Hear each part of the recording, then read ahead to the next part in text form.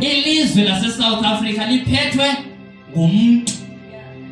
Because when we say democracy, it is the governing of people by the people and for the people. Siyasiva isingesi kanye mama zozotholi bancede. Xa kuthiwa democracy luhulumente lomuntu ephethe ngokwentando yabantu, ephethe abantu. That's why kuvotwa. Sikhona? That is democracy. And with democracy umthetho awukho. That's why eMzantsi nivumela izitabane. Isitabane asiveli kuThixo. Nyandiva? Wonke umuntu othe ikwekwe azijika afuna uba intombi akaveli kuThixo lowo. Akekho umuntu ozalwa gay, akekho umuntu ozalwa lesbian. Nyandiva? Amen. Sikhona? Amen. uThixo only know two genders. Leyesithathu ingaphezu kwesono. That's what the Bible says. Uthi xa ibiza uThixo yi-abomination, lisikizi, lihlazo, and amasikizi angaphandle kwezulu. 1 Corinthians 6 from verse 9 uyachaza pha udabale good news athi even homosexual they will not inherit the kingdom of God. With democracy there are no laws. Sikhona? Umthetho wakho, that's why bekwazi ba balwe eParliament. Why? There is no law. Where there is no law, people are living anyhow. Sikhona? Xa umzi engenamthetho uzobona abantwana bakhona bengena nango-12 midnight.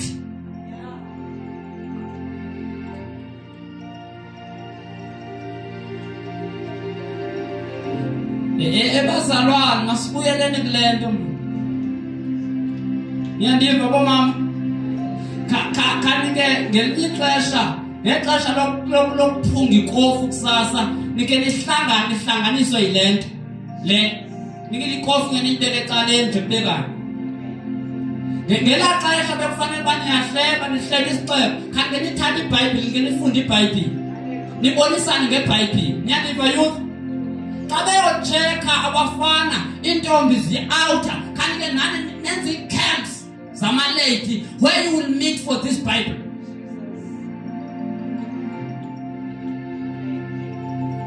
Sikhona? Wakwakhala uJeremiya ubuza uba bapha abafazi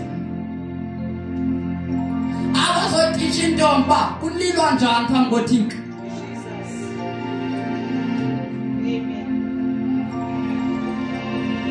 Uyabonakala ba omama sasinabo ngelaa xesha babehlebisa intombi.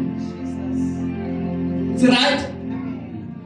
Bhekani ndifuna ibandla liyazi lento uba laa nto ithethwa ngabantu uba umuntu ongusisi, umuntu ongumama akanadyuthi emsebenzini kaThixo. That's a lie. Ngekho ivesi ethi uPaul wayebopha amadoda nabafazi ebafaka etolongweni. Sikhona? Ngekho into uPaul amane qho uPaul xa evala incwadi zakhe uloko mention women who were helpful to his ministry. Sikhona? Ningabantu bokuthandaza. And if ngabantu bantoni? Uthandaza. Nikhomba kungayentasesa ingxakini into eprayer. That's why uMngcwele akazumnceda until uthi eyambe. Nyandiva?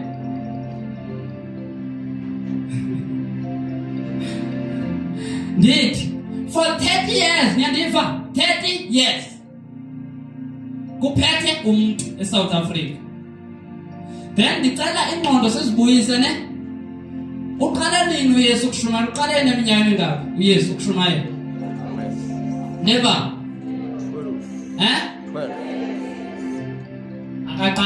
12. Kan kennen izam 30. Jesus started his ministry at 30 years. Sikhona? Nani niphethwe ngumuntu for 30 years. Sikhona? Cela sihlale ngoku. Focus on me. ISouth Africa iphethwe ngumuntu for 30 years. uYesu uqale ukushumayela ikingdom kaThixo ena 30 years. Sikhona? Before uYesu ashumayele, people were so religious. Abephethe buqawa abantu bakaThixo.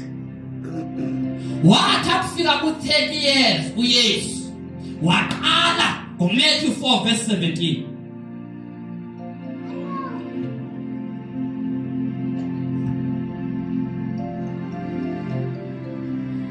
Nasemzansi xa nge-29 nivala usuku uThixo he was taking the ownership of this nation. That's why wonke umuntu oshumayela uqawa, God will never attest, he will never witness with such person. Lixesha emzansi uba kushunyayela i-kingdom of God now. Sikhona? Lixesha lobukumkani bukaThixo. Lixesha lolawulo lukaThixo. Sikhona? Now emzansi ubale. Masibale 94 1 uvoto. 99 go2.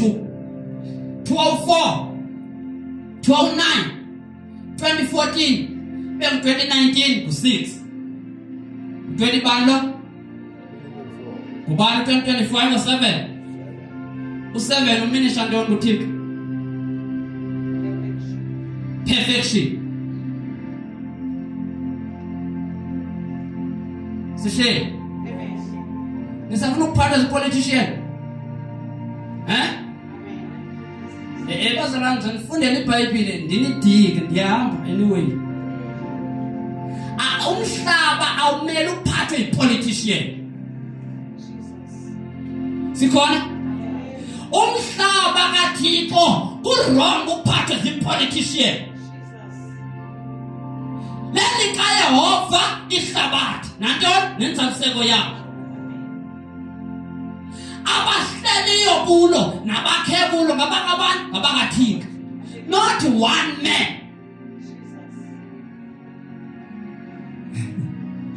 Azohola u-99% womholo wakho.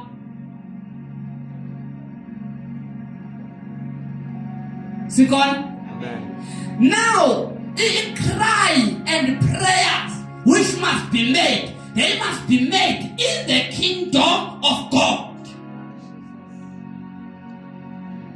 Sikhona? Now, kuthethi kaYesu washumayela ikingdom emzansi. Sikhona? Iqalileke ikingdom ayibuyimva. Si right? Sizonidika. Sikhona? eBhayibhile le kudala neyiphethe. So nidika ngokuba how to control the earth. How to go and win souls. Sikhona? Kukuphilwa njani emhlabeni kaThixo? Kuphilwa ngantoni? Ngomthandazo nangezwi. Emhlabeni kaThixo akuphilwa ngamayeza. Akuphilwa ngethufu emhlabeni kaThixo insangu. Sikhona? Funda mama verse 1 quickly. Verse 1. There is a time for everything. There is a time for everything. Emzansi sithi it's time for the kingdom of God. Yeah. Began bazalwane began. Niyayazi religion? Niyayazi religion? Indoni religion? Ndoni? wena njengoba ukhonza ukuYesu, are you religious? Ubani lathi yes, phama isandla ngibone ngikuncede. Hello, ubani lathi yes? Phama isandla, I want to help you. Bhekani niyayifunda iLO. Irongo lapha kuthiwa religion neChristianity vele pha, that's rubbish and lie. Christianity is not a religion. Nazi religions fuck is period. Religion that is fuck is paid. Religion into eqala ngumuntu, akufa ufana namasiko, yazi amasiko ireligion. Because imithetho yakhona ayihlali umthetho wesiko leXhosa awuhlali uyi-one. Yonke into ireligion iloko itshintsha inesizini yokutshintsha, uThixo akatshintsha. And by the way, this is your life. Ubomi bomuntu kulapho wonke umuntu ophezu komhlaba. Then if you are in a religion, awunawo amandla okuvuka kwelabafileyo. Sihle Jesus. Xa silapha uyasindiswa. Suvuyela ukunxiba i-uniform yecawa, sindiswa. Vuma uYesu abe yinkosi yakho. Uhambe emhlabeni ungabi nakhala lokungcwatywa uzongcwatywa kabuhle. Because abaninzi abangcwatywa kabuhle banesililo ngapha kwengcwaba. For they don't have the power to resurrect.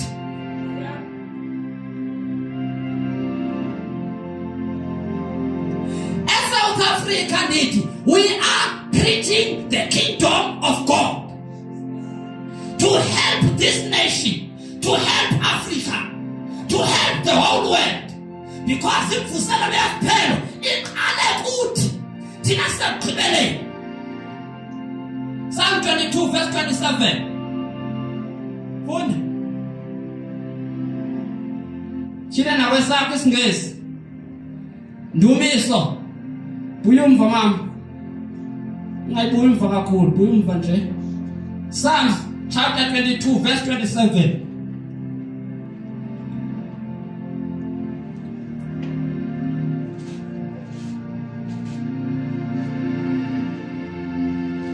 Jesus. So far, Masive. Verse 22 verse 27. Yes. All the ends of the earth. Ibambe. Beka, hello, sisi.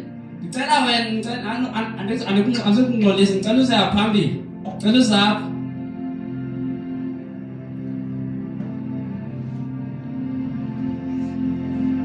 Anizokubetha ne? Nawe iza cela ume apha ne? Jonge phaa kubo.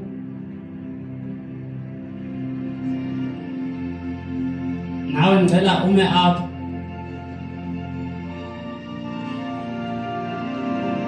Okay, yiza leader yabo kom. Mike yabo kufanele ube nayo kaloku because umane story.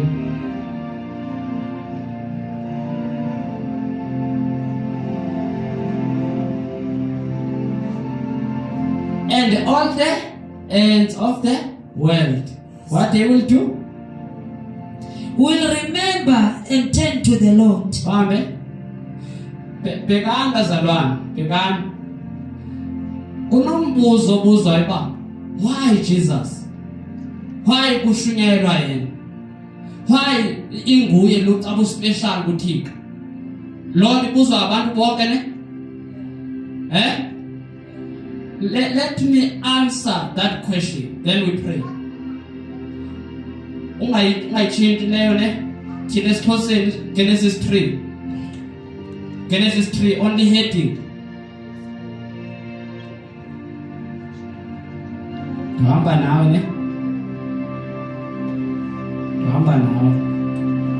Boneli worship. Jesus. Sithini isihloko? Ukuyendwa nokuwa komuntu. ukuhendwa nokuwa komuntu. Sikhona ne? Ndithe isono asuka emntwini. Sikhona? Isono suka kubani? Satan. Umenzi wesono uSathane. Iphi loo nto eBhayibhileni? Ezekiel 28 verse 16. The founder of sin is Satan. Ezekiel 28 verse 16. Ndiyazi noma nizokhumbula na?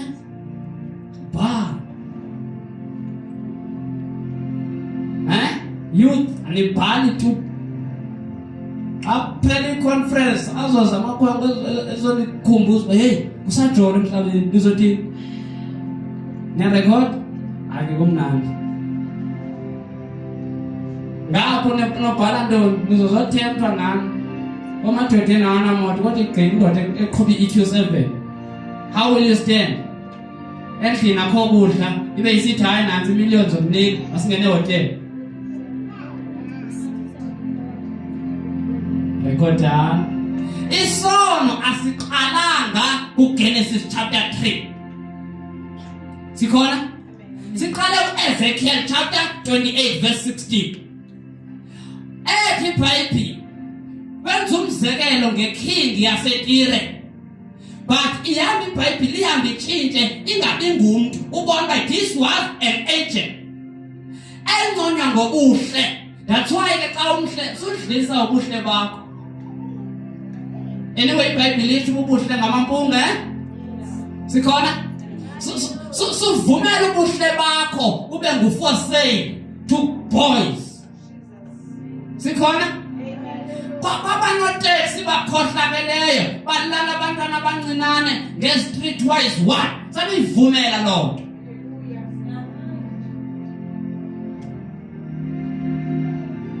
Now njengoba isono saqalwa nguSathane, uSathane wagxothwa ezulwini. Sozuve kuthiwe nangu uSathane ecela uxolo kuThixo. No, devil can't do that. Sikhona? That's why he will always fight God, but elo ngawe. Umthola kayi kuThixo kanje uze emntwini qha. Sikhona? Xa ifika emntwini wenza isisono uqabanisa nobani? NoThixo.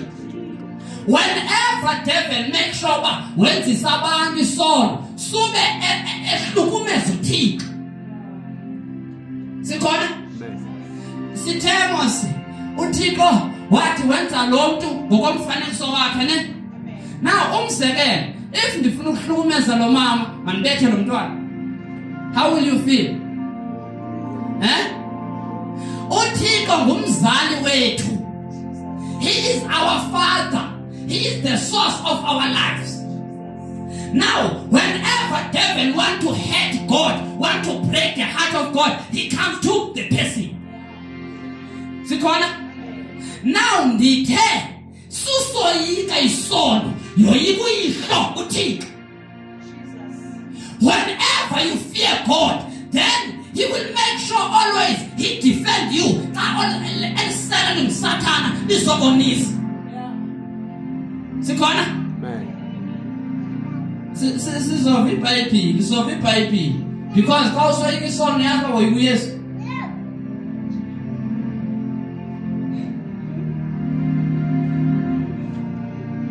When you fear sin, you are fearing Jesus, whom God made him sin for your sakes.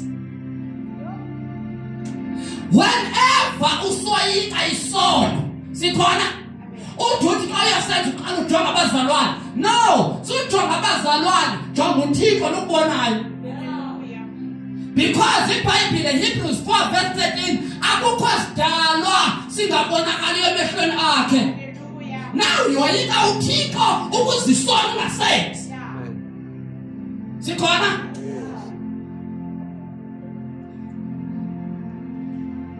Yini girls? Ndinicebise bosisa basenenyama. Can I give you an advice?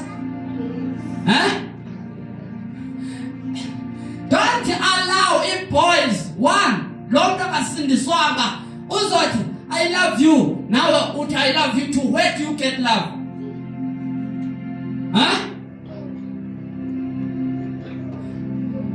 Umuntu ongakholwayo akanalo uthando. Nyandiva? Whomever who don't believe in Christ have no God. God is love. 1 John chapter 4 verse 8. Sikhona? Nabakhonzayo sukuvuma ikwekwe ekhonzayo izokulala. Sikhona? Kulindwa ntoni? Kulindwa ntoni? Niulindile? Wakho. Kodwa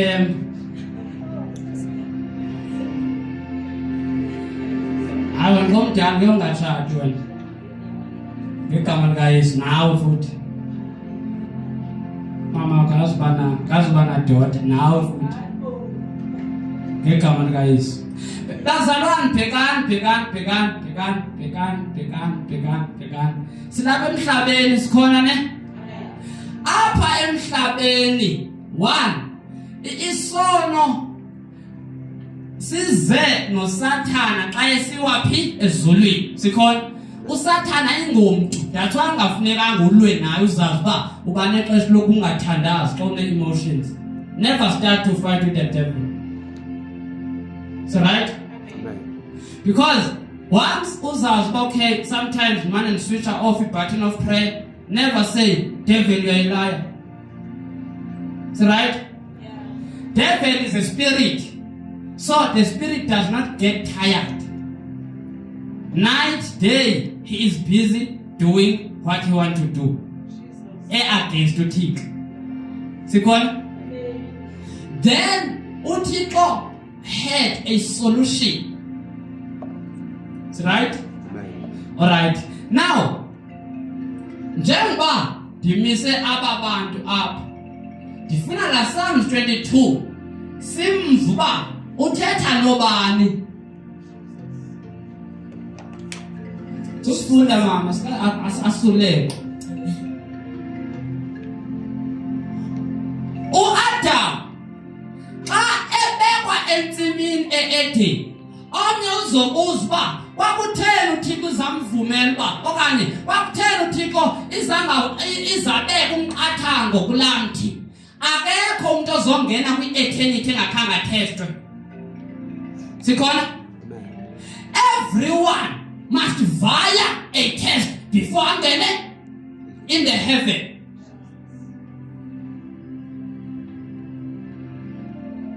Nena bandwa lalibethelene noYesu emnqamlezweni. Sikhona? Nalo 1 kwabekwa uYesu in the center yangabo ngapha nangapha. Then lungapha ugcwele uYesu. Lo uthi Nkosi, remember me when you enter to your kingdom. Wayethestwa loba ingabe uzoyibona noba yinkosi nalena wayisemnqamlezweni. Sikhona? Amen. Wangena lo kwi-kingdom. 1 khangayo faster khangashumayela. Maybe you also wish to be like that. Mhlawumbe Yesu wena uzomthuka njengayandoda ngapha. Sikhona? Now, uAdam xa esiwa 1, uAdam ebenikwe i-kingdom, ne? Benikwe ntoni? Benikwe ubukumkani bukaThixo. Sikhona? Kaloku iBhayibhile itshilo masiba let them have dominion. Sikhona? Ihambe ithi all over the earth. Kutsho iBhayibhile. Sikhona? Now, Adam was given the kingdom, the full kingdom, to rule in over everything. But uSathana ongumoya wafaka umoya wakhe kwinyoka. Inyoka yafika yathetha kuEve. Sikhona? Wayengeke umthola kwazi ungene ethi. Nyafa kutheni? If upper 1 nifuna ukubetha every witch elingenileyo lizosindiswa. kudingeka iglory kaThixo. Sikhona? Iglory efuna iholiness.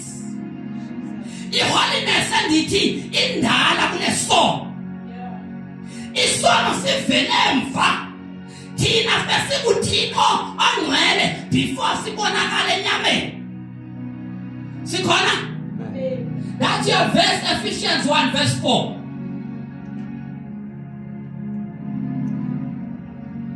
Ephesians 1 verse 4. Only before the foundation of the world, God has chosen you to be holy.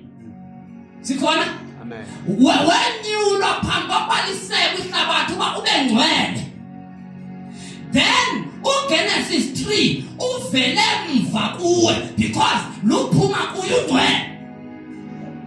Sikhona?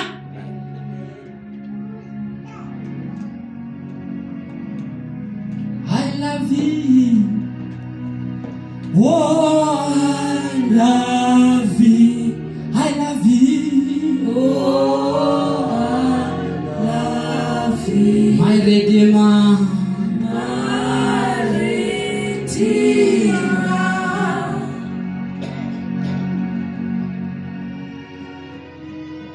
Thank you, Jesus.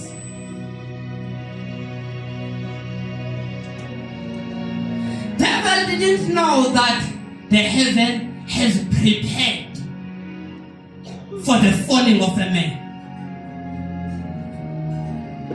He thought that every seed as of Adam, it will be corrupt like what Eve was. Sikhona? Now, bhekani bazalwane, now isono singene njani emntwini? Kwathethwa ku-Eve kwathiwa ingaba utshilo na uba ningahle. When Eve replied, evula umlomo, sin started to enter ku-Eve.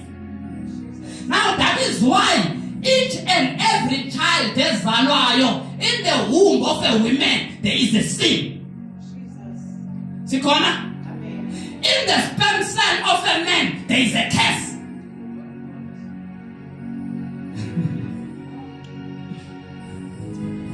Balando mama, ngiyothandazela onyana benu. Basazotshada. In each and every womb of a female there is a sin. In each and every sperm cell of a man there is a curse.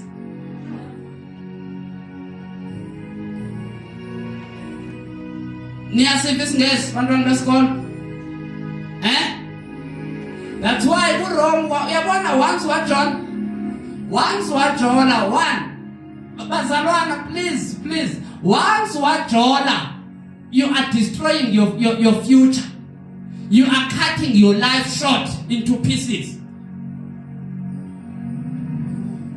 Do you know, Mama? Sino Mama, sino Sisi. Abantu iziyozophukileyo bekhonza uYesu. Because of one, siya samithisa sasaqhuba sabaleka thina sabashiya kwamabondle abantwana. Now akukho lula ukuxolela such thing. Ndiphikisele ke bosisi, nina niye nashiywa ngamadoda konje. Most yena and you have not yet moved on. It's right? If when I want to deliver your child through you, please. Because if lomntwana wamitha engathathanga, nomntwana zomzala will do the same thing until I decide ukuza kuYesu. Xa efika kuYesu aqhawule eso siqalekiso sokumitha before time. Imbewu yendoda engenaYesu inesiqalekiso. That's why if you are a girl, don't look at the boy's beauty. Ningavumeli kungena izipem cells zabafana kuni.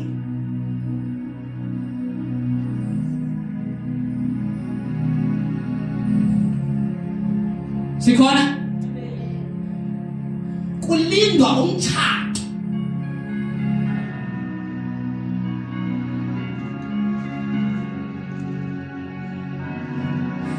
Sinamaphara, niyawazi amaphara enziwe yintoni? Ifeyila yotata bayibabaleka abantwana. If you are a man who's failing to take responsibility, you are killing the nation.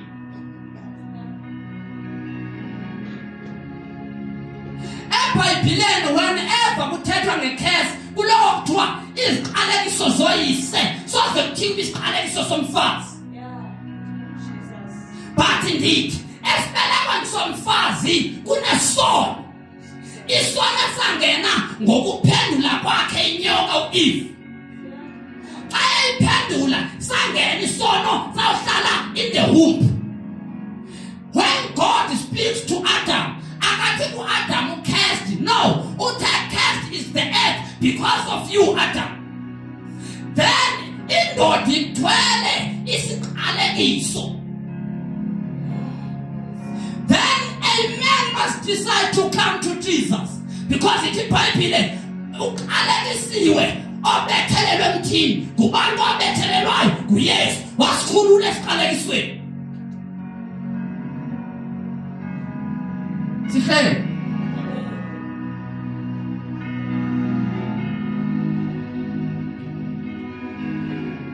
Adam was in the kingdom.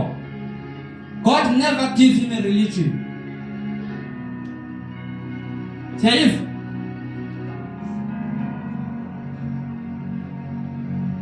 Zange uThixo amnike ubutawo Adam, wamnika ulawulo. Sikhona? He gave him dominion. Is that right? Now, ekuweni kwakhe ngokaGenesis 3 othi ukuwa nokuyendwa konke ithine itsho kanye ukuyendwa nokuwa konke ukuwa nokuyendwa komuntu. Antsoke. Now, ukuyendwa kwakhe umuntu uyendwe ngento ntathu. Nawe uyendwa ngazo. These three things, write them down.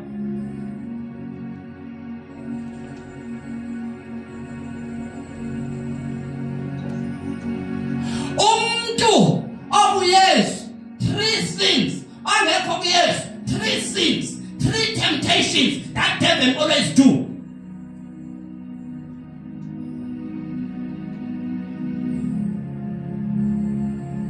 Kukwinduli yeluhlaza yenga biye lwanga hapu Yesu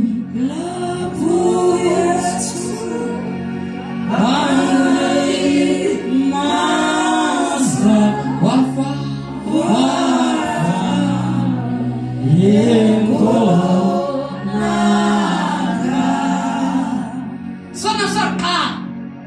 first attempt kanwenya last of the flesh. After 40 days kuthi umnyana kaThixo ngicela ijikela amathe bezonke. Xa reply Yesu uthi kubhaliwe umuntu akaphili ngasonka sonke. Kodwa uphila ngawo onke amazwi aphuma emlonyeni kaThixo. That was the last of the flesh. Before uhambe noThixo, before usetshenziswe nguThixo, itest yokuqala uThixo kufaka kuyo ihunger. Sikhona? Amen. Yasikhumbula isinesami so about hunger. Angibaxele nabazalwane. Bazalwane, the greatest gift a human being can have is hunger.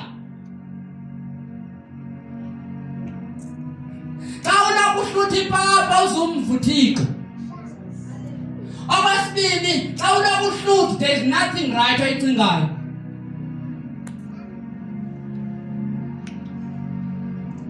Niyafuna ukupasa esikolweni get distinctions. Xa ubhaliwe final matric, take fasting. Khulule ngo-6 late every day. Take a fasting, whole day fast. Ngokubhala fasting uyathandaza. Nawo wena usaya kwa matric. Nawufunda evarsity college. Take a fasting. Sikhona? Thixo masimfake nako imfundo everywhere put God. Sikhona? Yonke indawo faka uThixo. Sikhona? Now ebuweni kwakhe umuntu uverse 15 kaGenesis 3 engikhale kumfunde mama.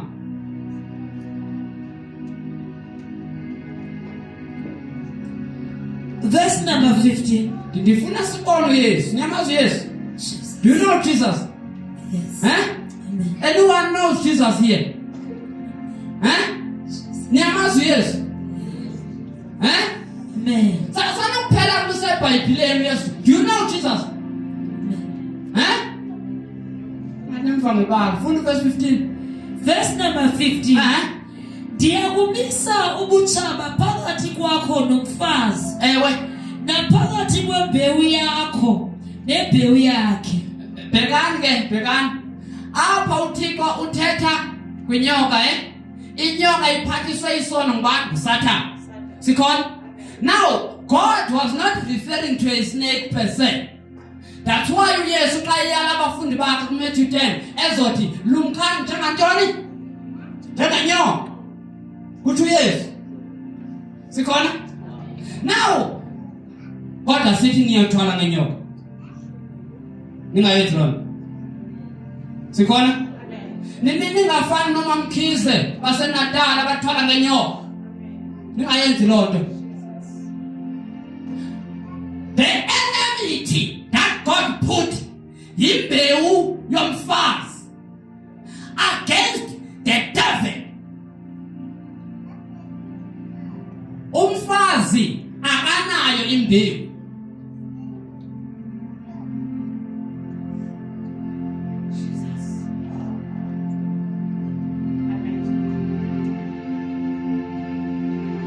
No female has the seed. Akekho umuntu ongumama onembewu. Umuntu ongumama unomhlaba wokuvulela imbewu ezophuma endodeni. Sikhona? But sivuthixo esithi phakathi kwembewu yomfazi nembewu kaSathane. Imbewu kaSathane asiso. Sikhona? Now, lembewu izophuma kulomfazi yilizofika ityumza inhloko yesono izotyumza abantu uSathane. Because imbewu ezophuma apha ayinaso isiqalekiso uAdam ayewasithatha ngokungathobeli Thixo.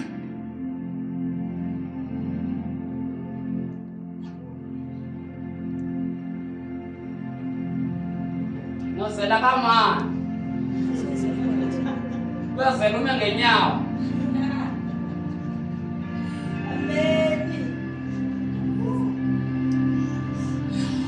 Umfazi, God trusted the women.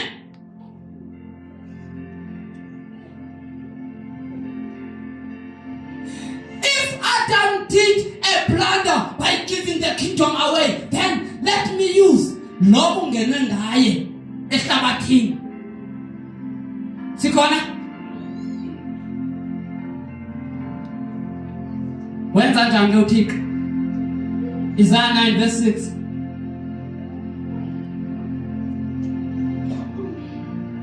Isaiah chapter 9 verse 6. Uyozela kamnandi na.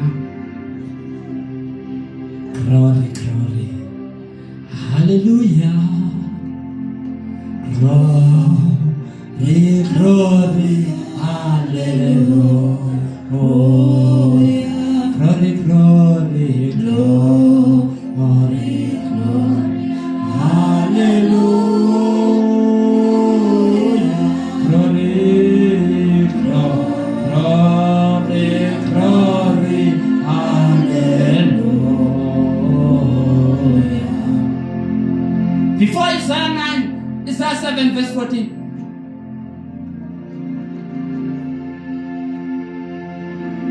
Hallelujah. Glory, glory, hallelujah.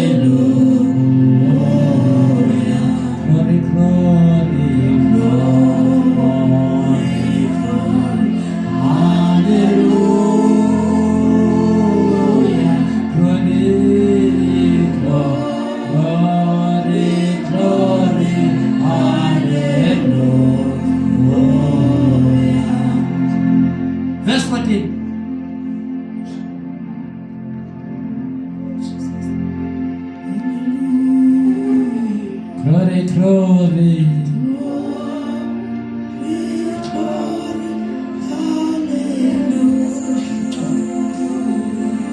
Glory, glory, glory, glory, hallelujah. Glory, glory, glory, glory, hallelujah. Praise for me. Isaiah 7 verse 14. Verse 14, yes. Ngakho oko iyakulinika umqondiso ngokwayo inkosi. Uyabona intombi le iyakumitha. So this ngesi, a virgin will conceive. Siyayiva? Ongazani nandoda uzomitha. Sihle. Imbewu yomfazi izotyumza inhloko kabani? kaSathane. Sikhona? Indeed, umfazi by nature has no seed. Indoda enembewu. Umfazi unewumbu which is isibeleko. Isibeleko sesokukhongoza isperm cell. Isperm cell it's a seed, imbewu. Sikhona?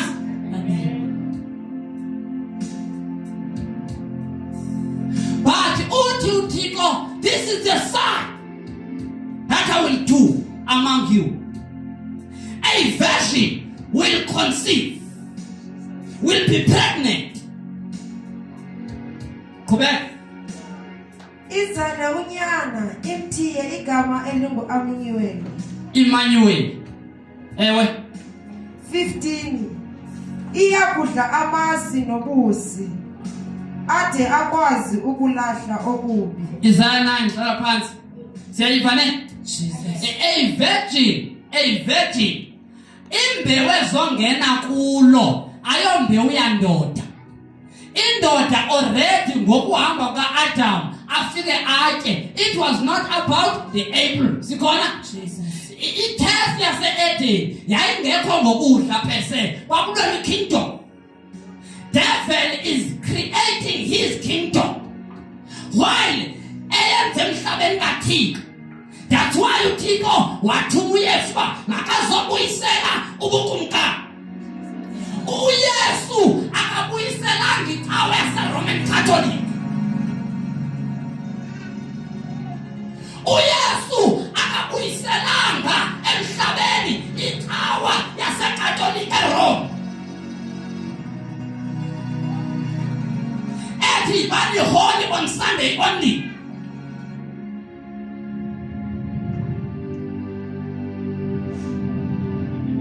Read 9:6.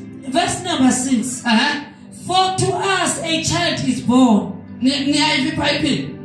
Ngokuba uthi umntwana uzelwe. Ewe. To us a son is given. Unyana simnikile. Ngicela sibambe izinto bhekani.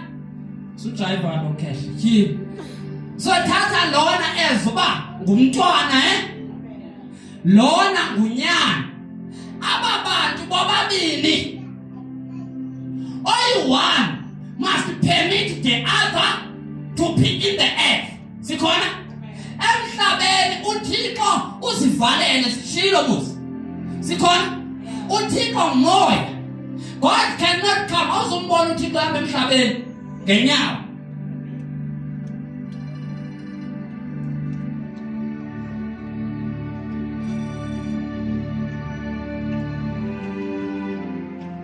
That's why iBhayibheli ithi don't touch my anointed ones. Do them no harm. Obey my prophets. You will prosper. Sikhona? Amos 3 verse 7. Surely the Lord will do nothing on earth except he tell them the prophets. Sikhona? So, uThixo ungumoya. That's John 4 verse 23 and 24. Akanayo right yokuza emhlabeni. Ukuzeza emhlabeni uxhomeke kaMthimba semhlabeni. Sihle. Now, nguThixo ufuna ukuhlangula abantu abasesolweni. Sikhona? Now, njengoba efuna ukubahlangula abantu, akazuza ngeangel. God will never, he would have made a mistake because the angels azinamzimba wenyama negazi. If wayeze ngazo ilizwe elithi masenze umuntu ngokufana nathi belingeke lizaliseke ebengekahlanguleke umuntu. Sikhona? Kwanyanzeleka uThixo akhuphe kuye one of himself amthume to redeem these people. Sikhona? They were asking, how can we do this? Kubhaliwe kwathiwa umfazi imbewu yakhe izothini? Izotyumza inhloko yenyoka. Asizuthetha ngenyoka le uzoyibona phandle, sothetha ngoSatan, uDragon, the red dragon. Elokhu isilwa nabantu bakaThixo emhlabeni. Sikhona? Now, xa uThixo ejonga emhlabeni, he was not looking for a virgin only, but wayefuna ivirgin enoplus. A virgin engahlebi nokuhleba, engekho phandle apha, exakekise ngento zikaThixo senyangweni. Sikhona? Now, when God find that virgin, waprophet to Isaiah, over unto us a child is born. Sikhona? But a son is given. Ngubani ke unyaka? Siqala apha. Sikhona? Hebrews 10.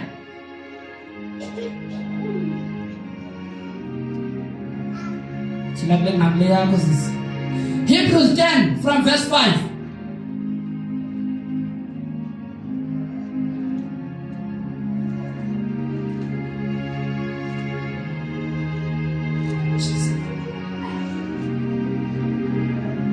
Again,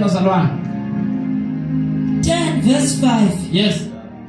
Ugogo akungena ehlabathini. Yeah. Athi akuthandanga mbingelelo nambikelo wakudla. Ke undilungiselele umzimba. Okay. Amadini atshiswayo kuphele nangawesono. Mama ngicela ibambe ngapha ngifuna siyive kulo wesingesi. Yiza singesi. Hebrews 10 verses 5. Consequently, when Christ came into the world, phakama Christ ma apha. Na lezulu ne apha ukunenhlanganiso between the Trinity of heaven, God the Father, the Son and the Spirit. Sikhona? Uthi John xa ibhala ngokwemazulwini sinamangqina amangaphi? Mathathu. Nasemhlabeni mangaphi? Mathathu. Sikhona? Now, xa kubalwa amangqina unyana yabalwa, unyana ubalwa kabini ubalwa nalapha emhlabeni. Yeah. Igazi lakhe liyavela pha. Sikhona? Now, kwi-meeting ezulwini, nankuya uMaria usemhlabeni. Sikhona? And she was engaged with Joseph. Is it right? Amen. Now, njengoba ebusy belungiselela umtshato, Gabriel came to announce Isaiah chapter 7 verse 14. Semfundo. Sesemfundile. Consequently, when Christ was to come to the world, Christ is the Son. uKristu ulosimnikeweyo uYesu uluzozalwa. Jesus is the Son of Man. Sikhona? But Christ is the Son of God. Sikhona? And bazalwane, please, yabona ngoku ndifuna niphume niyomveza uKristu wherever you are, because uKristu only need your body, nothing else. Sikhona? Now, he was needing a body ulizwi onguKristu edinga nje anybody that can permit him ukuhlale kuye. Sikhona? Now kuba he said, sacrifices and offerings you have not desired. Imibingelelo neminikelo wena Thixo awukholiswa yini. But a body have you prepared for me.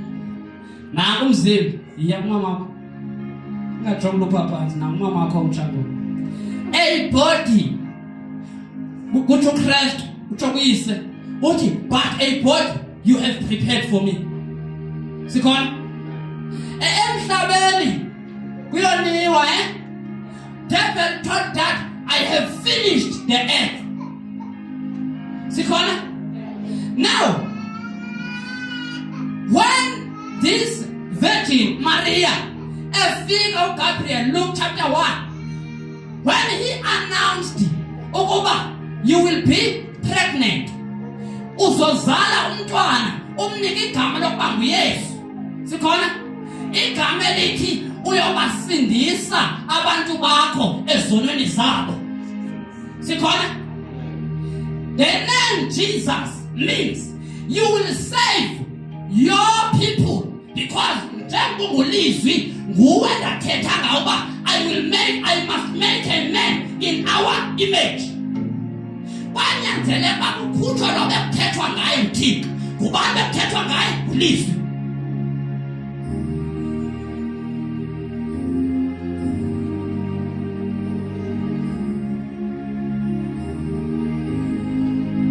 Yo Thixo.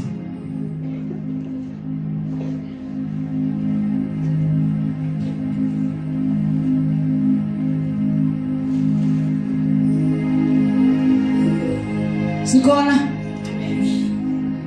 Kwathethwa ngoKristu the word. nguThixo xa ethi makwenziwe thina ngokufana nobani? noThixo. Sikhona? Now ekoneni kuka-Adam no-Eve kwanyanzeleka uThixo akhuphe ulizwi kuye. Ahamba ulizwi noGabriel esemhlabeni xa ethi uMaria, how will this be? Because andazani nandoda mna. Uthi uGabriel, amandla woThixo senyangweni, they will dwell upon you. Sikhona? Ethi uMaria, let it be so according to your word. Uthi amen. Which is she received the prophecy wakhulela. Wathi bangabe njalo wakhulelwa kwaoko ekhulelwa uYesu. Sikhona? Banyanzeleka uba makanaye makahambe 9 months. Beleka Jesus.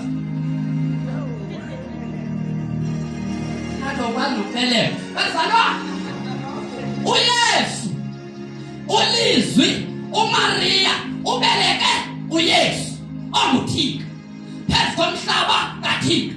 Sikhona? Wahamba uHerode ufuna ukubulala abantwana ngexesha kabani likaYesu. Sikhona? Now hlala phansi kancane. Uthi uMatthew 2 verse 13 bafika ingelosi kuYosefu noMaria yathi thathani umntwana nisabe naye nihambe niye eAfrika. Sanukuya kuEurope, sanukuya kuAmerica, kodwa khani eAfrika. Bahamba bahlala for long iBhayibheli isichazelanga.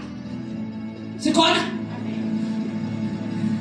Ulizwi ongene ngomzimba kaYesu ndithe emhlabeni ulizwi akavumelekanga because he is the spirit. Sikhona? Christ is the spirit. Kwanyanzeleka uba ekuzaleni kwakhe amnike exactly igama elithi Yesu. Sithi Jesus the Christ. Sikhona? Jesus the Messiah. Jesus the Savior. Sikhona? He will not save people engena ukusindisa ngoba into yokusindisa ngulizwi to return us to Genesis 1 verse 26 athi masenze umuntu ofana nathi makasifuze by the character.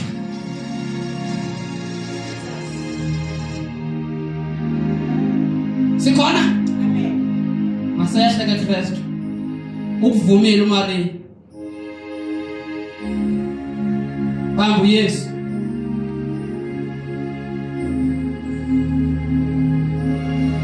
bheka ke uYesu lo a child is born to us. This is the child, but a son is not born, is given. Sikhona? Amen. Before I become a son, ngicala ndathini? Lazarwa. Sikhona? Awubi ngonyana ungazalwanga. Sikhona? Yeah. We must all be born. That's why iBhayibheli ikhuthaza ba be born of the Spirit. Be born again. You can't be the child of God ungazalwanga kabutsha. Dithe imbewu yendoda ithi khupha isperm isifaka kuwo uba isindiswa ngekhesi. Yandini? Yonke indoda engenayo Yesu ihamba nekhesi. Sikhona? Anytime uvula ungena isperm cell, you have received his curse. Now, when uMaria ezala uYesu, wayengazi ba wamkele lembewu elilizwi lasezulwini.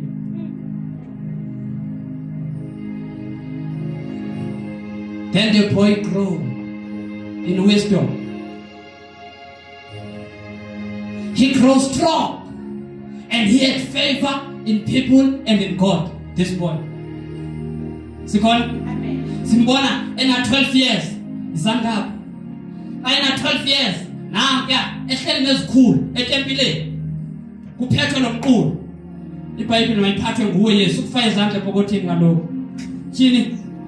uYesu 12 years ubhizi etempileni uphikotha umqulu. Ifula iBhayibheli.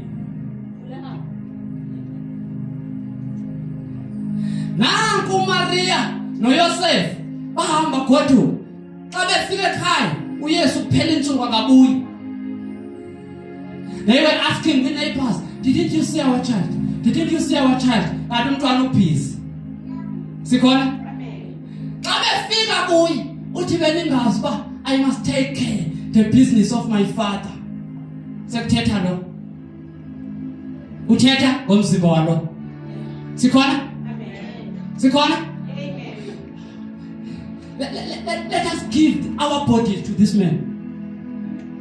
Sikhona? The Friday, if uphele apha awungafiki kuyo.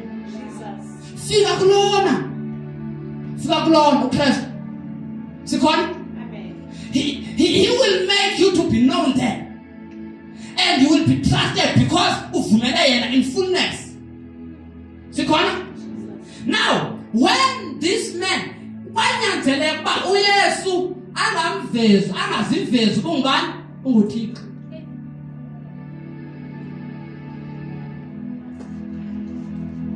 Nawe njengoba ukhona ukusindisa abantu abadlizono, you enter to their sin owenza isono. Ngena kwihlangu zabo zokona ubahlangule esonweni. Sikhona? You are the salt of the world. If awuna songo uzohambela kude kwindawo enezulu. Xa okay makwazi washunyayela wena uzoba ngumuntu othana nenhlolo kwaKristu onenhlolo ngam namphambi koba udibane nenhlolo ngayo. Jesus. Sikhona? Amen. Xa uyoshunyayela phinde if you can't keep him on, hambani. It's right? Amen. Inganikhombe empathetha imali. Now, 12 years boy, read the Bible. Funda iBhayibhile, buza imibuzo. ayiphendula kweminye imibuzo. Sikhona? Yakhula ikwekwe. 13, 14 asifana ngoYesu. 30 years. Nantiya yobhabhathiso. Xa igqiba ukubhabhathisa uYesu, wenza lento uAdam wayilahlayo. uAdam walahla ubukumkani. uYesu imessage yakhe yokuqala it is documented kuMatthew 4 verse 17. Nayifuna?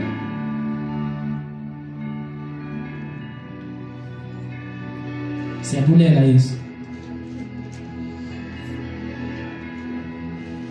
Ufanelwe ubukhosi yena wanqaba wasivela thina.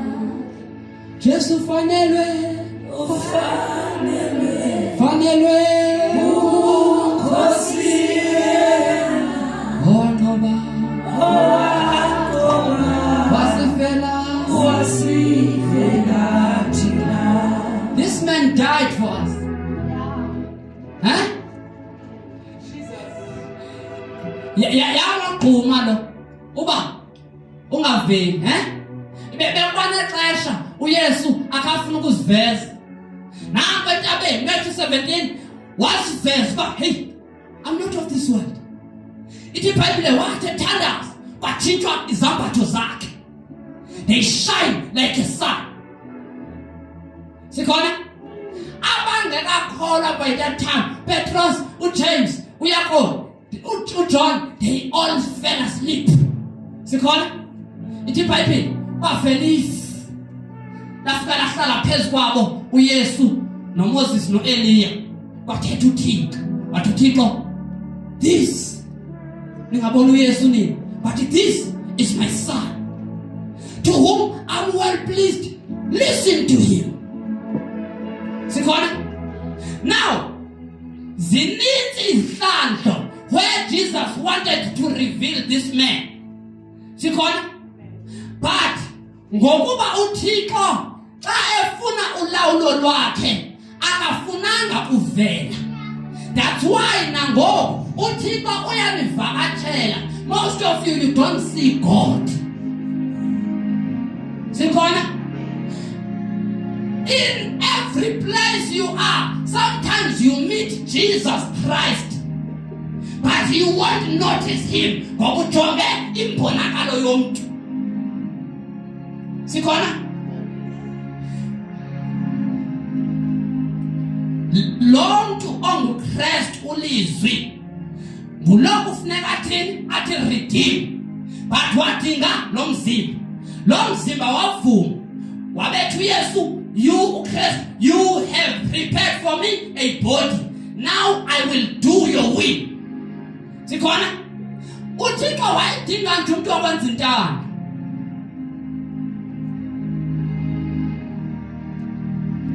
Hleze kuthethwa nawe namhlanje. Do the will of God.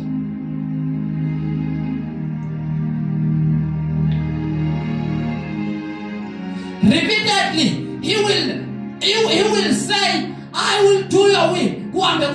I will do your will. Kuhambe. I will do your will. 3 times in same scripture. Utsho uKristu. Why etsho njalo? Because a body is prepared. Sikhona? Nangoku uKristu ukhona apha. Udinga nje umzimba. That's why iBhayibhile isithi ngimemnyango ngiyaqonqoza. Sikhona? Aba uqonqoza nakumasindiso athi asindisike. Kodwa engenzi intando kaThixo.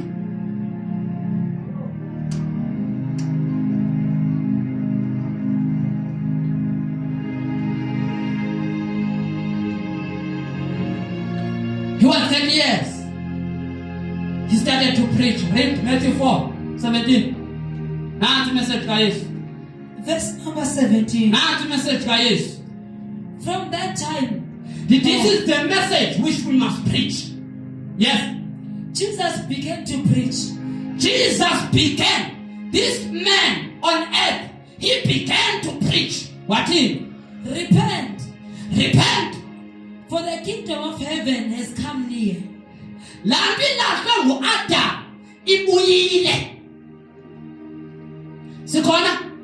Because when God created heavens and the earth, wayefuna ukuba umhlaba ube ncakasana nezulu.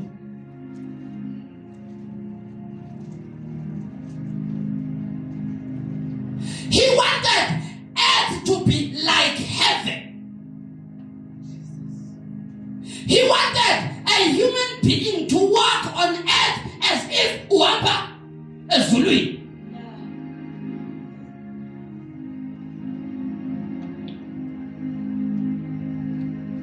But devil saw the perfect earth. iBhayibheli lithi uThixo wayemthembile emthuma emhlabeni. Wabona ubutyebu uSathane. Uthi Isaiah 14 verse number 13 wathi enhliziyweni yakhe, I will 5 times. Wasilinganisa noThixo. To Ezekiel 28 verse 16 wona ke ndiza kulahla uthi uThixo. Sikhona? Revelation chapter 12 sibona phaya uSathane edilizwe ezulwini. iBhayibheli wawe emhlabeni. Xa ifika emhlabeni wayekhangela kwayinto njengomuntu. Funa anything that is a human being. Sibona lekho umfazi okhulelweyo. Kulekho uMaria. Sikhona? Because bekanga zalwana. Revelation 12 sibona ibandla lekho ngubani? uSathane, Devil was chasing the church. Ithi iBhayibheli kwavela wanikwa impiko zokhozi abhabhazela. Ahambe aye kwindawo ayilungiselweyo ngubani? uThixo. Sikhona?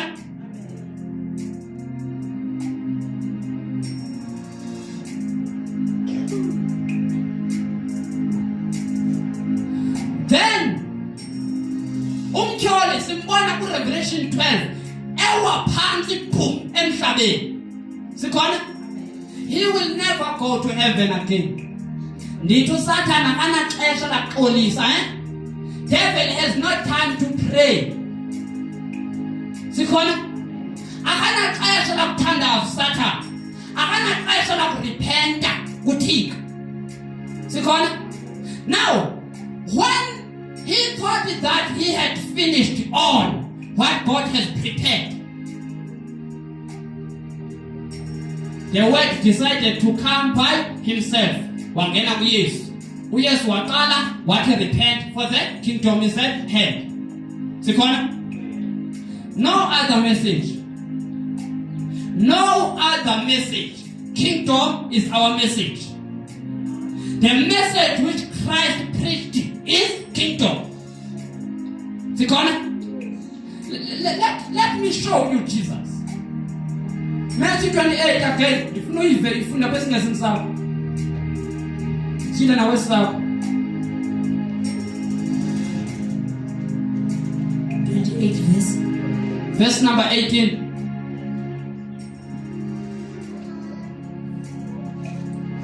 Verse number 18. Yes. Then Jesus came to them and said, all authority in heaven and on earth. Not Christ. Who? Jesus. Sikhona? Amen. Ngubani iBhayibheli ethetha ngayo? uYesu. Yes. Not Christ. Sikhona? Amen. Apha it's after resurrection. Kusemveni kovuko likabani? LukaYesu. Kaloku bengekho uYesu noma beningamngcwaba umzekelo uYesu abuye niphinde nimngcwabe futhi. Ningcwabe njengalapha emzalini nifaka umhlaba ngaphezulu. Soze umhlaba akwazi ukumelana noKristu. Ngumdali lo ngumdali. Xa wamkele uYesu Kristu wamkele umdali. Sikhona? John 1 verse 3 uthi akho nani into ethe yabakho engekho yena uLizwi. Sikhona? Now, xa usithi wena Yesu ndiyakuvuma ngena ngaphakathi enhliziyweni yami uthandaze egameni likaYesu Kristu waseNazaretha, assurance that you will be heard in heaven.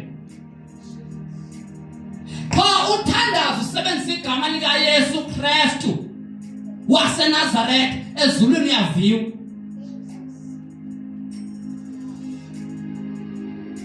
That's why amagqirha ukuba mzoli ngacula uniform zaseziyoni ngingena bethaweni angezonke, but immediately nisithi egameni lika Yesu ningawabona ephuma. That's why iBhayibheli ithi uThixo akakhulisanga igama likaKristu, ukhulisela abantu elikaYesu ngaphezu kwawo onke amagama. Now there Jesus says all authority, ewe mama, Jesus has been given to me. Therefore go and make disciples of all nations. Verse number 18, yes. Then Jesus came to them and said, all authority in heaven and on earth has been given to me. All authority, not here only, but in heaven also, has been given to Jesus. Sikhona? Umhlaba nezulu, igunya, power, authority, rulership, dominion is given to Jesus. Sikhona? That's why indeed ukuphatha the politician is wrong. God will never be happy until the church wake up. Sikhona? Isaiah chapter 9 verse 6 uzofika verse 7 athethe nge-governance. Over in the shoulder of Jesus there was a government. Sikhona? Ngoba uhulumende waphela kude uya-60. Kanti nansi incwadi. Here is the book. Here is the book. Nansi incwadi. All authority is given to this man. Asamkelanga yena thini? Why don't we do what he did?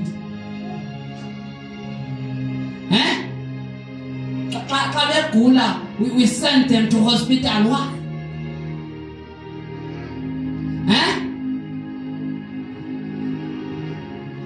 Why?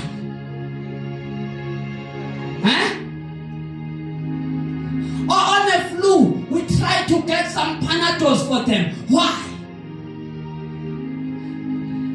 Why are we given this book? To avoid waste. Sikhona? Ukunqanda waste. Because the moment ndithatha lo mntwana ndisebenzisa i-medical aid yam ndimse esibhedlele, ngubani othatha yini? Are we going to continue allowing waste? Uzoqalisa ngobeyisa.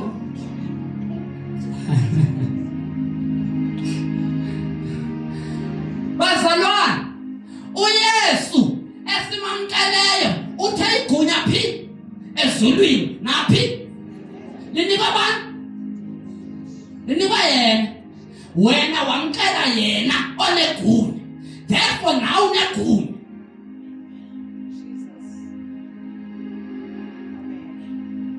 Kubeka mama 19 verse number 19. Therefore go and make disciples of all nations. Niyayifale ndoda ithi ngokuhambani niyokwenza abafundi bazo zonke inhlanga. Don't choose.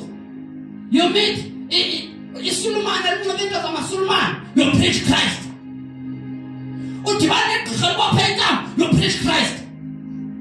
Sikhona? Umazi bathi uyathakatha, go to her and tell her Jesus says. Sikhona? uYesu wanikwa igunya. Now unikazi bakhe assignment ba hambani, go and make my disciple. What disciple are those? Nabantu abazongena in the kingdom of God. Sikhona? Kubeka. Baptizing them in the name of the Father, Yes. and of the Son, Beka. Baptize them one love.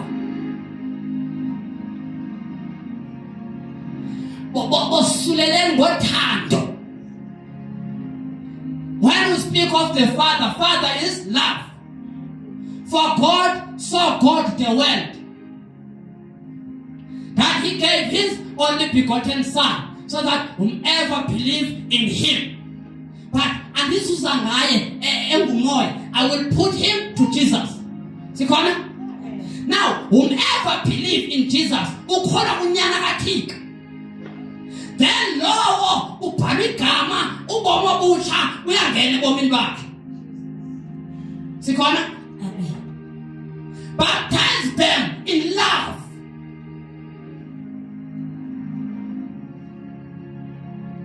Imani bankwiliseleni hayi emanzini kuphela bankwiliseleni eluthandweni elingubawo. Qhubeka mama. Baptizing them in the name of the Father, Yes. and of the Son, Okwesibili singapheleli kuFather kuphela bafakeni nakunyana oluxolo. Because Christ is the peace of God through the word. Ndithengo lesihlanu he's a Christ. Wahlala meeting ne? Sikhona? Go Revelation 13 verse 8. Okay, sizomenza alarmed. There is a possibility uba angawa because kunalomuntu semgxothela lapha emsapha ezulwini. Lo muntu angevayo. Uyisewe so.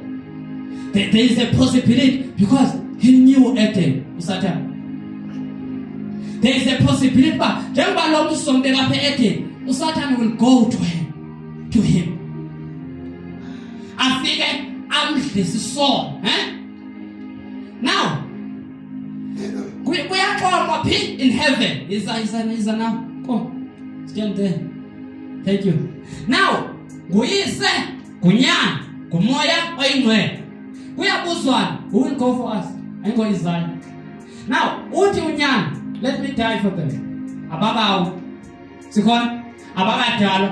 Uti Lizwi, let me die for them. Sikon, but Abu Babin died. Jesus died. Sikona? That's Revelation 13 verse 8. Yahlatywa imvana lingekasekwa ihlabathi. Sikona? Lalingekasekwa intoni ihlabathi. But the lamb was slain. Sikona?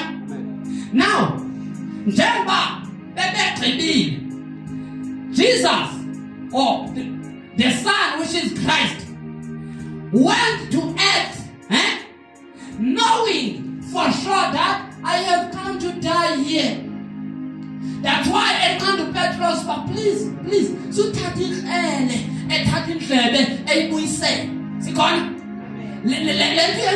I'm not here to be defended. I am here to die for you. That's why I command the city in my name, which is Jesus, preach the forgiveness of sins. Don't lie to them, promising them good things. Because no one will enter to the kingdom without repenting. No one will enter to the kingdom without accepting Jesus. Skona?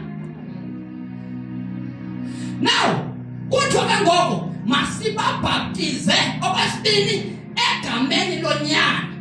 Ngunyana owacela uba oyini, let us save them.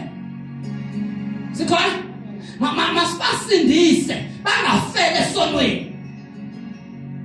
He was made a peace. Imaphayisenta. Lungapha ngumuntu akakwazi ukuzezulwini engazi ngale ndoda. Sihle. John 14:6 lowo othi ndim indlela, ndim ubomi, ndim inyaniso. Kuthi abantu kuthi Yesu. Sikhona? Now, uYesu carried Christ, carried God, carried the word of God. Sikhona? Elizosindisa abantu abangene esonweni bengeniswa nguSathane.